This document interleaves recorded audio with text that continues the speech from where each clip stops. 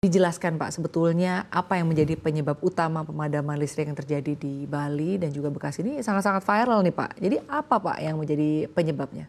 Iya, yang pertama saya minta maaf ini kepada pengguna listrik di Bali khususnya dan yang sore hari kemarin ya, tanggal 3 itu di Bekasi karena adanya gangguan petir.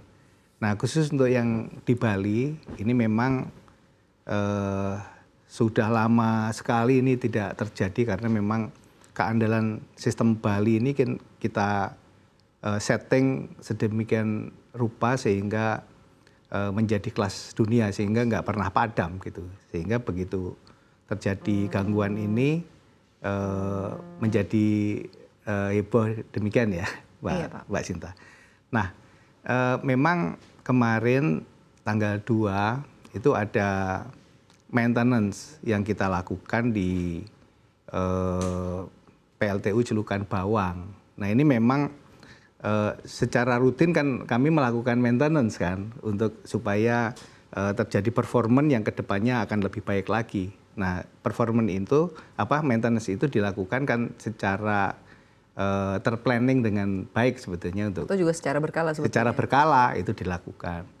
Nah kemudian pada jam 4 sore tanggal 2 itu ada anomali gangguan di transmisi kabel laut antara Jawa dengan Bali. Nah begitu ada lonjakan sedikit kan beban di Bali ini benar-benar fluktuatif ya. Kayaknya merespon dari kondisi bebannya sehingga terjadi padam dari Jawa ke Balinya. Nah begitu dari Jawa ke Balinya padam, itu pembangkit-pembangkit yang di Bali kan merasakan responnya yang tidak kuat untuk menahan bebannya yang ada di Bali secara keseluruhan. Sehingga pembangkit-pembangkit kami satu persatu jatuh, satu persatu padam gitu ya.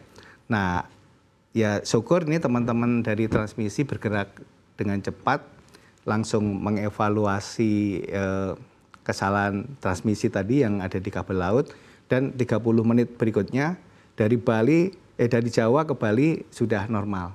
Kemudian tugas dari teman-teman pembangkit itu satu persatu kan memulihkan gangguannya yang kebetulan kalau misalkan dari PLTG, dari PLTD gitu ya ada beberapa sebetulnya cadangan PLTD yang kita hidupkan dengan terpaksa itu sehingga beberapa pelanggan sudah bisa kita hidupkan. Yang terakhir adalah satu unit yang ada di Celukan Bawang karena kan PLTU dia harus memanaskan air gitu kan, butuh agak lama, butuh waktu.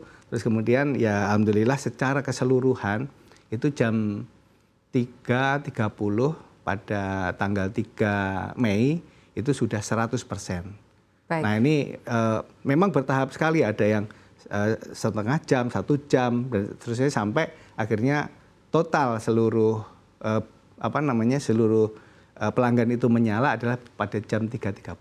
Baik, jadi artinya memang kalau bicara terkait dengan waktunya cukup beragam ya Pak cukup beragam. Sampai ke kondisi pulih seperti sedia kala dan mungkin masyarakat tidak perlu khawatir lagi ya Pak ya.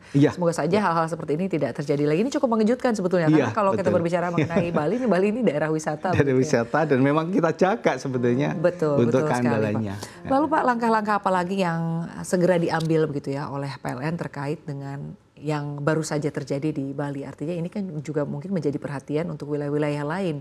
Kan seperti tadi Bapak menyampaikan bahwa terkait dengan maintenance ini memang sudah biasa dilakukan oleh PLN secara berkala. Tapi kali ini ada dampaknya. Ada dampaknya karena seperti ada anomali tadi. Baik, seperti apa Pak langkah-langkah? Yang pertama tentunya kami punya SOP apabila terjadi padam seperti ini, kita mengutamakan memprioritaskan pelanggan kami yang benar-benar harus kita jaga. Yang pertama adalah rumah sakit, itu tidak boleh mati seperti halnya rumah sakit yang di Bali itu kan rumah sakit besar-besar, itu cepat-cepat kita on-kan, kira-kira waktunya sekitar 30 detik sampai dengan 60 detik rumah sakit ini sudah bisa change over dengan backup-nya sehingga bisa dipulihkan. Kemudian bandara itu kan juga tidak boleh mati ya, sekitar 30 sampai 60 detik itu langsung change over ke backup-nya.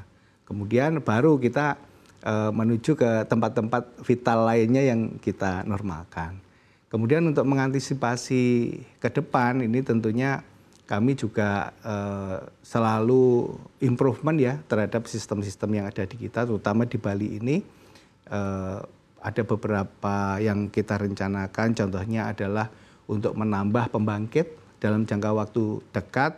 Akhir Mei kita sekitar akan menambah sekitar 50 megawatt lagi, kemudian mudah-mudahan tidak sampai dengan akhir tahun kita bisa menambah sekitar 200 megawatt, sehingga kecukupan di Bali untuk mandiri energi ini benar-benar bisa bisa kita jaga dengan baik. Karena perlu diingat bahwa Bali ini pertumbuhannya sangat tinggi, jadi sekitar 10-11% pertumbuhan demand-nya ini gitu.